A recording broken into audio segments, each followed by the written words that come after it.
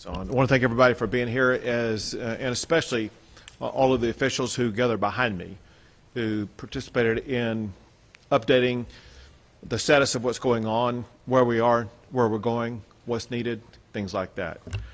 To start out, I would say that what we have observed in this entire Panhandle region is the aggregate of persistence, perseverance, prayer, resilience, and just an extraordinary response to those in danger.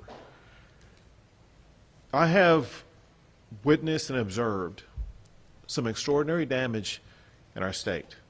It could be caused by hurricanes or tornadoes, and frequently when you see the aftermath of that damage, there's some semblance of a structure that is still there. When you look at the damages that have occurred here, it's just gone, completely gone. Nothing left but ashes on the ground. So those who are affected by this have gone through utter devastation. They are going through challenges that others cannot comprehend. They need our ongoing support, our ongoing assistance, and our ongoing prayers as they and we all work together to help this entire Panhandle region rebuild and return to the normalcy that's enjoyed out here all the time. I would think there's so many elected officials with us, including all of the county judges from the region, some mayors and other officials who have worked tirelessly for the people in their communities to make sure that their constituents were getting the response and resources that they needed during what may be the most trying times of their lives. I do want to thank several members of the Texas legislature who gather with us here today, but also who will be working ongoing to assist their constituents in this region.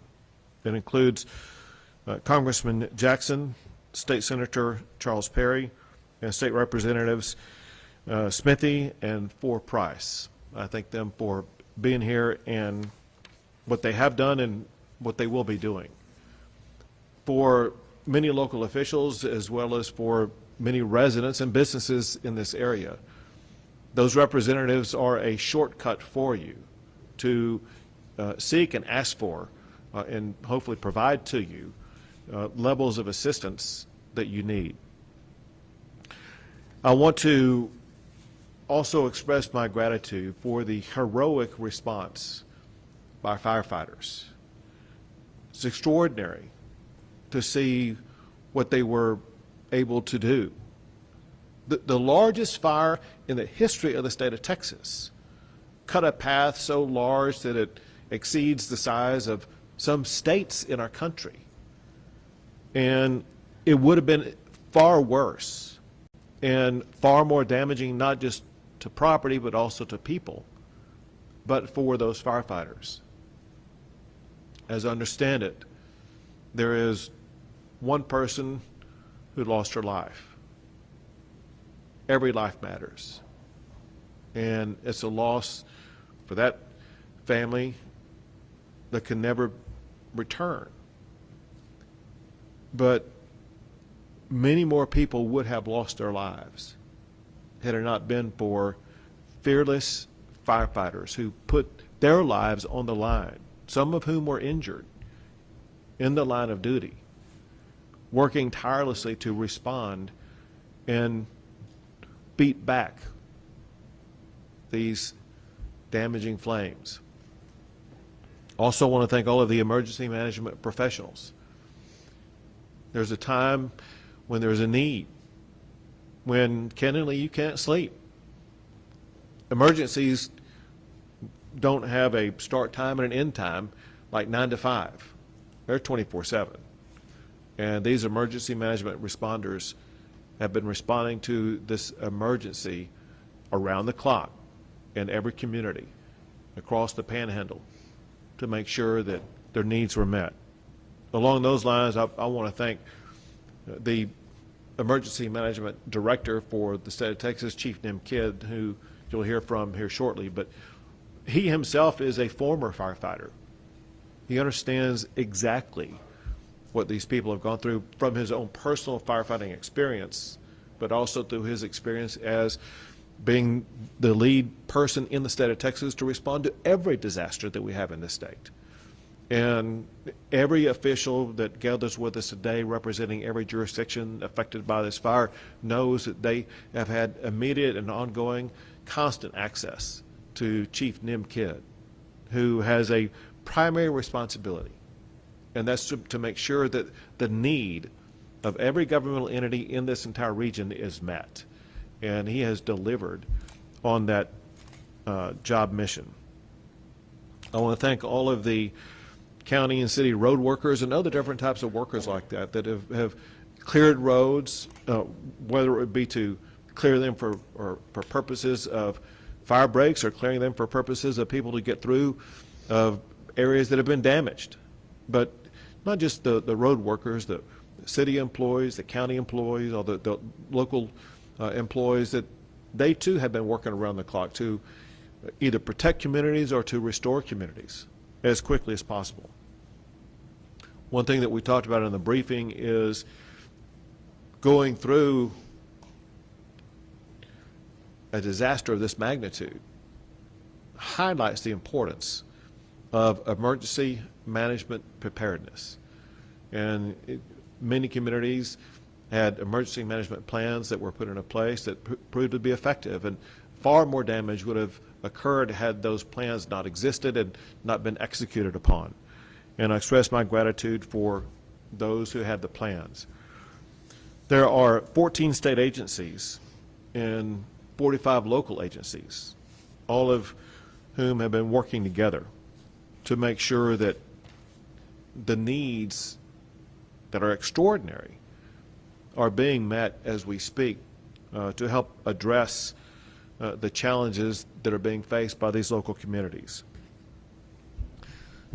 Some early, and I will categorize as premature assessments, show that there are about 400 to 500 structures that have been destroyed.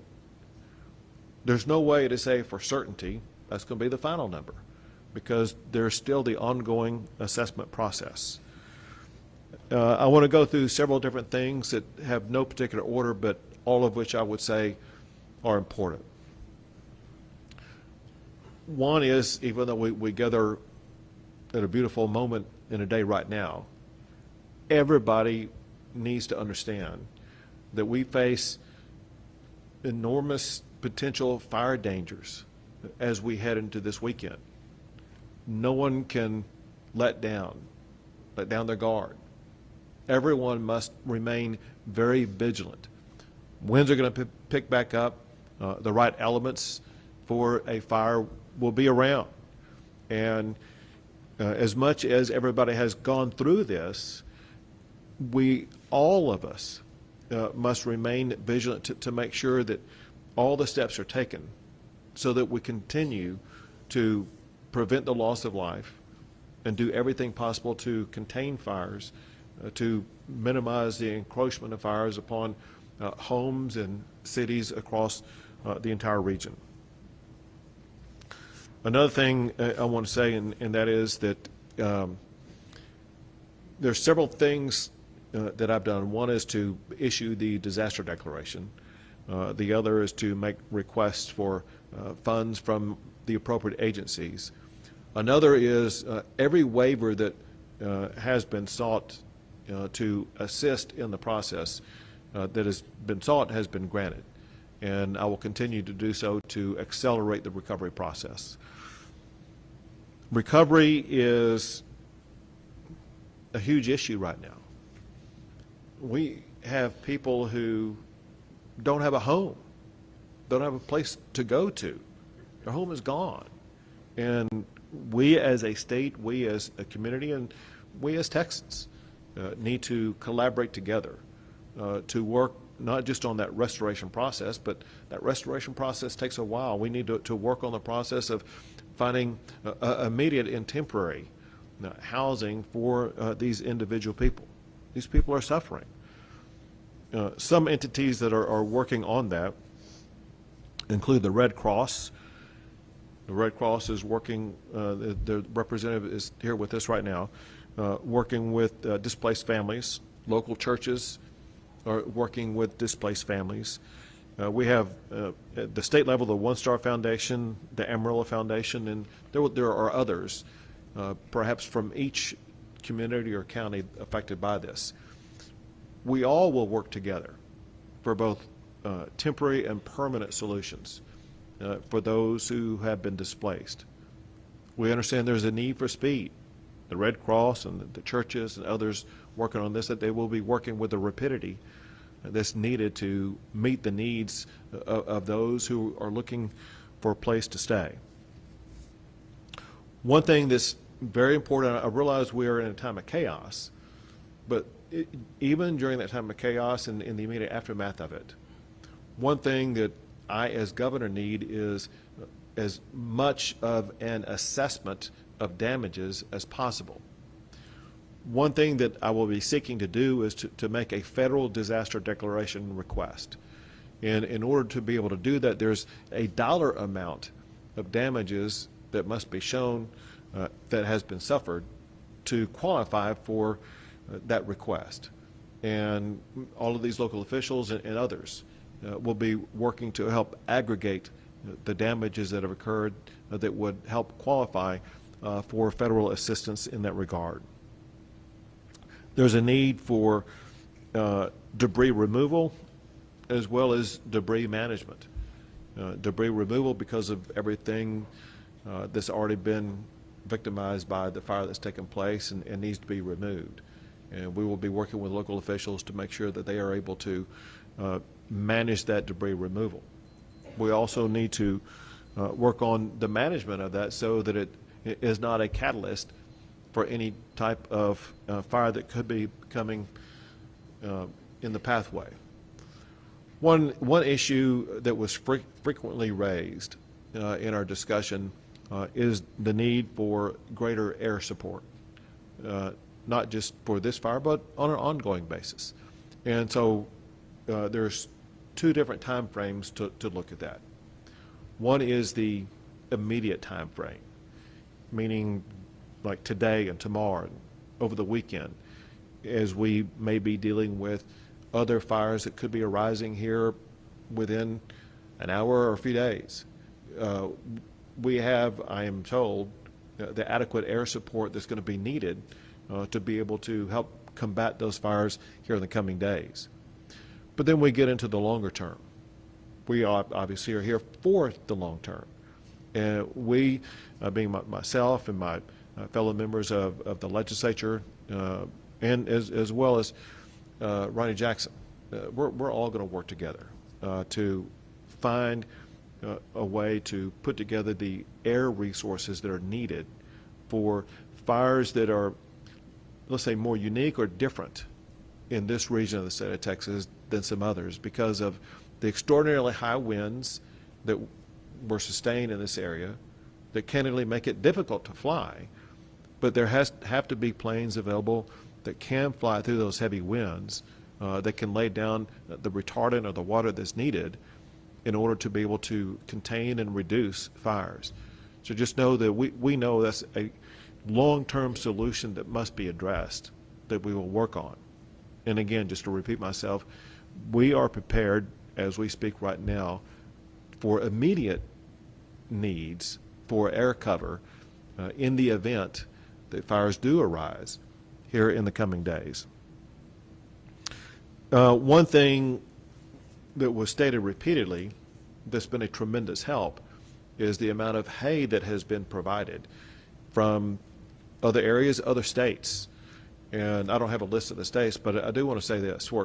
If there's any state, any city, any community that's provided hay, as governor of Texas, I want to say thank you for your help. but also please send more. We don't know how long we're going to be going through this situation with inadequate hay for this region. So everybody here is very grateful for what's been provided, but we could use more. And we will continue to work on fire mitigation plans, both in the short term and in the long term. There's more to cover, but at this time I'm going to pass it off to Hutchinson County Judge Cindy Irwin. So I just want to start by saying thank you to Governor Abbott for coming up today, and Chief Kidd for the continued support from day one that we've received from all the agencies. I've got the area judges behind me here, and we can't say enough about the support that the agencies in Texas have given to us. It's amazing. It was from day one. What can we do to help you? And we appreciate that so much. I want to really say a great thank you to our emergency management here in Hutchinson County. They are top-notch. Jerry Langwell, Jason Whistler, and Jason Pender, and our volunteer fire departments, they're amazing. They have saved our county, and all of the support that we've had from the other agencies that willingly come and just help us. We appreciate that. We can't say enough. So just thank you. Continue to pray for our Panhandle. We can use it. Thank you. Thank you, guys. Thank you. And Al Davis.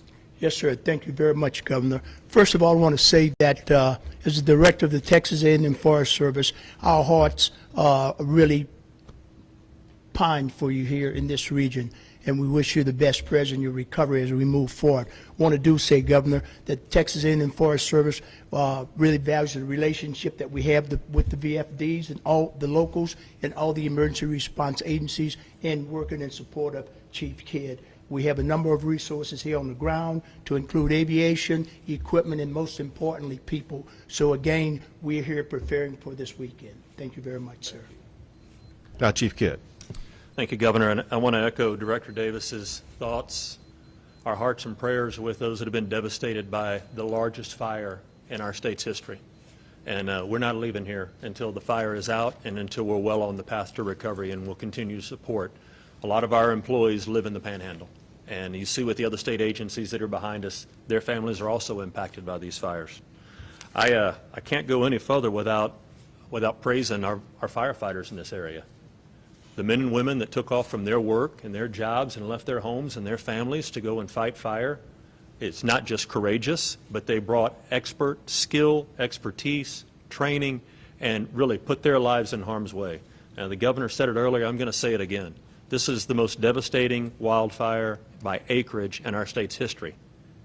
But for those local first responders, it would have been bigger and it would have been worse. And so my heart's out for them. We will do everything in our power to continue to support them. Going forward, life safety is still our #1 priority. It's the safety of the community and the safety of the responders. I ask all those that will be watching these broadcasts, stay fire aware and weather aware. Continue to listen to these local officials behind you. They ask you to evacuate. If they order you to evacuate, it is for your own safety. There is no wrong decision made in ordering an evacuation. And I can tell you, mayors and county judges have the toughest job on the planet in deciding when to do that. They get beat up all the time after the fact because your life got saved and your home got saved because you were asked to evacuate. But if you were asked to evacuate over this coming weekend because of the fire conditions, please have a plan, know where you're going to go, and have your vehicle full of fuel and ready to go. Life safety is our #1 priority. Property protection is our #2 priority. Please continue to support your local responders and the state resources that we have brought in.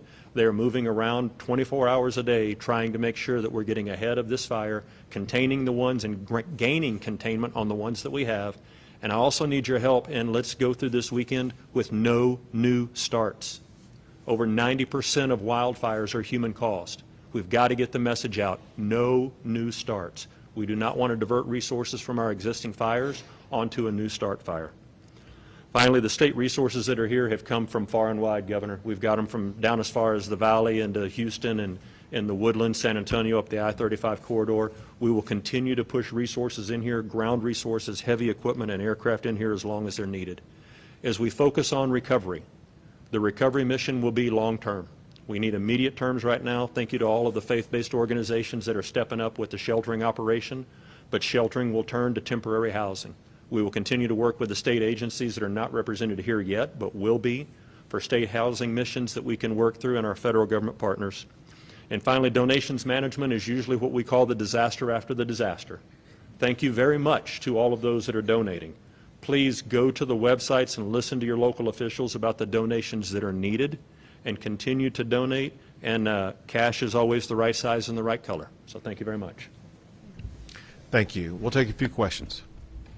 Governor, and recognizing there was extreme fire behavior, there were extreme winds, we've had a number of people that have told us that they felt as the fire approached, that there was little or no warning, and they felt even public safety didn't realize how fast things were moving.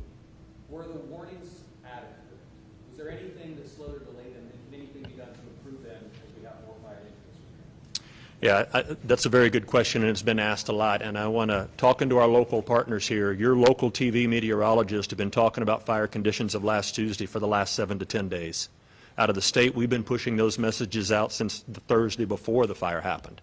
Listen, this is where it has to be a partnership between the elected officials and the appointed officials, you as the media, and our citizens.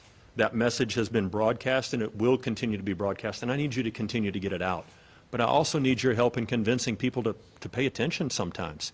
It is hard to get the attention of some of our citizens because we spend a lot of time on the phones looking at things that aren't important.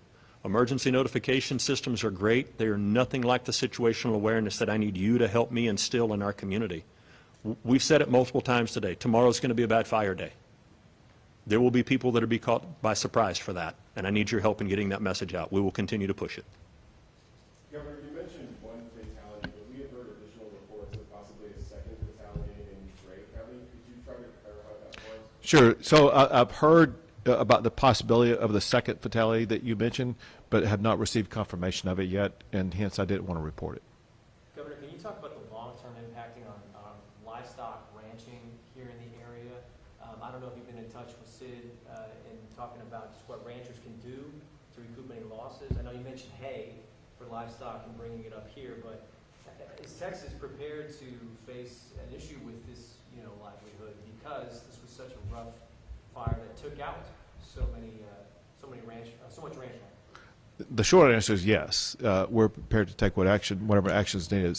But more precise, there are certain funds that are available, certain grant funds that are available to address issues like this.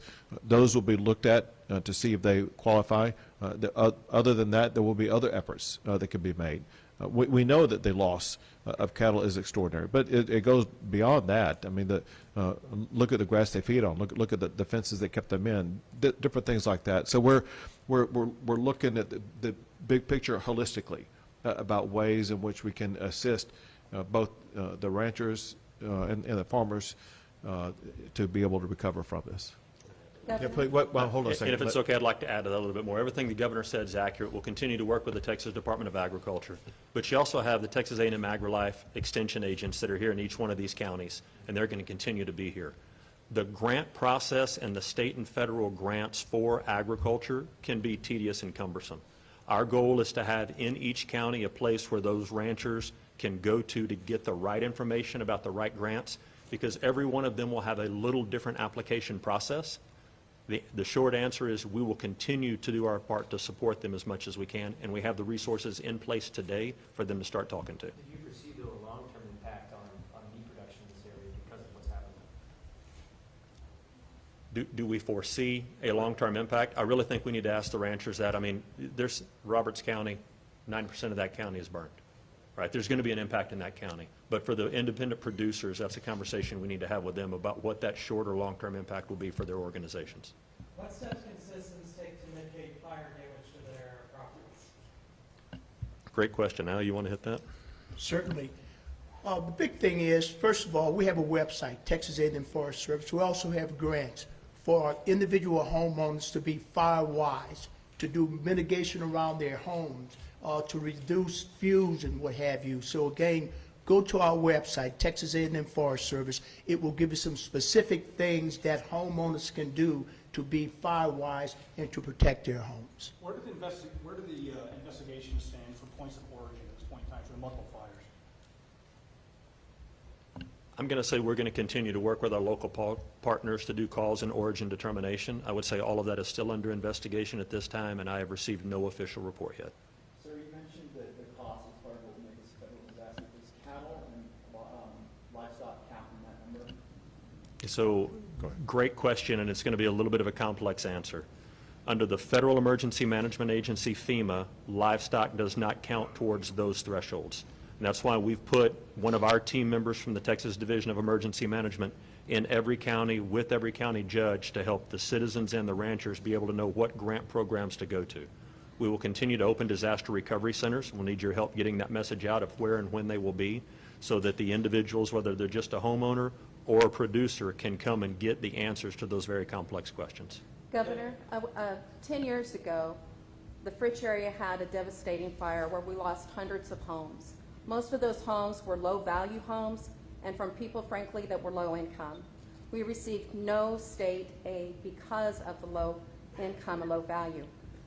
Here we are again, and a large portion of homes lost is the same situation. These people need help. So how can we see that they get state aid? Right, and to add to that, one of the things we were talking about before we came out here, and that is that a lot of the people who have lost a home had no insurance. Correct. And so there are a lot of people in great need right now. And that's the exact kind of thing that we work with, whether it be the One Star Foundation or other foundations, where we work to help people rebuild homes. But we need to gather more information, who does, who doesn't have insurance, different things like that. Then we can go about that process. Is that good? Are you saying that it will be a different process this time as it was 10 years ago? Well, I can't tell you what happened 10 years ago. Okay. What I can tell you is that we have processes and organizations in place to assist with this rebuilding of homes. Governor, you mentioned injuries to firefighters and first responders. Do we have any idea, a number or severity of those injuries? So I know on the very first night we had 3 firefighters that were burned, treated, and released. I've been led to believe we have one that jumped off a truck and may have a fractured lower extremity. I think we heard one a rib injury right now. But again, great work by those local first responders and then all the resources coming in. Life safety is our #1 priority, and that will include those responders. I need them to be safe out there. Governor, what can you tell us about a federal command structure for dealing with this fire and implementation? Would you said federal? I missed federal what? Federal, working with the federal government as far as like the U.S. Forest Service, Bureau of Land Management, Bureau of Affairs, as far as command and control structure for dealing with this fire. Got it. Great question, and I'm glad you asked it. #1, in Texas, all disasters are local, and these county judges behind us are the emergency management directors for their communities. The state resources that are here and any federal resources that come in work at the direction with the blessing and consent of these judges behind us, part 1. Part 2 is we will continue to bring in state and federal partners. There is a national incident management team that is here with us today, and they will take over the organizational control of this and help us order additional resources as needed. They're an expert team. We've worked with them before, and we're glad they're in our state right now. Chief Kidd, 2 more questions, guys. Chief Kidd, can you tell us which area actually sustained the most structural damage when it came to property? We're hearing Fritch was kind of like the brunt of everything. And another part to this question, can you also explain like basically how active the fire is now? We're hearing it's a smolder. Can you just kind of talk about what y'all are seeing today? Sure, and I'll let Director Davis add into some of that as well. But, you know, from the damage perspective in your populated areas, Rich, Canadian, we talked to the judge there, and, you know, she's not here with us today because she didn't feel like she could leave her community because of the devastation there. I'll be traveling there early next week, if not over this weekend. What we see in home damages, we really is hard to explain right now because some of the fire, to your point, smoldering, still too hard to get into and count those damages, all right? So let's talk about smoldering fire and fire line. With a 1 million acre fire, It's a little over 550 miles, the perimeter of that fire. So think about that in sheer scope for a second. As fire continues to smolder right now, with the wind picking up tomorrow, the relative humidity coming back down, one ember can pick that up and drop it outside. Please do not get wrapped around the axle on containment percentages. Everybody wants to know what percentage contained are we today. I do not want that to lead you to a false sense of security as far as fire weather through this weekend. It's going to be a very active weekend. Al, anything to add to that?